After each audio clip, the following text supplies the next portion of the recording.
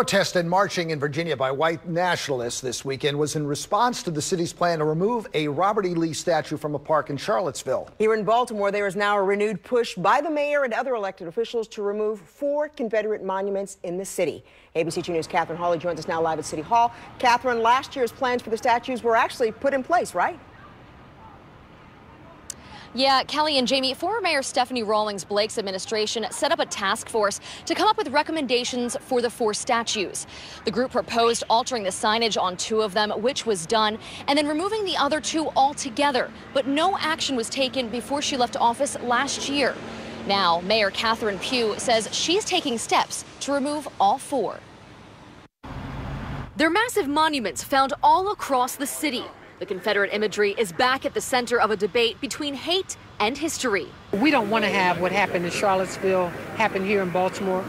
Mayor Catherine Pugh announcing today she plans to remove all 4 of Baltimore's Confederate-era monuments, saying she's frustrated the process wasn't further along when she took office. This could have been on the ballot last year, or we can ask the Maryland Trust to provide the way for us to be able to move these. City Councilman Eric Costello sent this letter to the city solicitor Sunday night asking for a legal opinion about how to remove, relocate, or reinterpret the monuments.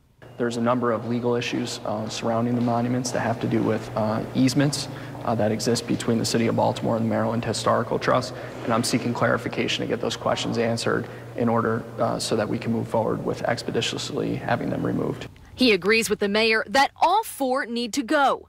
Pugh says she's looked into the cost to move the statues, is appointing a working group to lead the effort, has spoken with contractors about the process of removing them, and is flagging locations the monuments can be relocated to. We're moving forward, and we've already identified Confederate cemeteries. There are 2 here, at least 2 or 3 here in Maryland. And then we've also had interest from a another institution, university, that's interested in them as well. Something Councilman Brandon Scott is not on board with. No, they should not be at cemeteries. They shouldn't be anywhere where anyone can go and see them readily. They should be destroyed. He plans to introduce a resolution at tonight's city council meeting to tear them down immediately and destroy the monuments. We should not be honoring folks who were traitors. We should not be honoring folks who don't believe someone like me should even have the ability to be heard and seen in the public.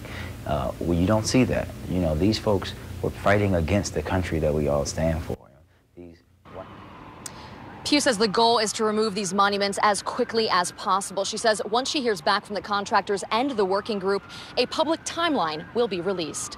Live at City Hall, Catherine Hawley, ABC 2 News.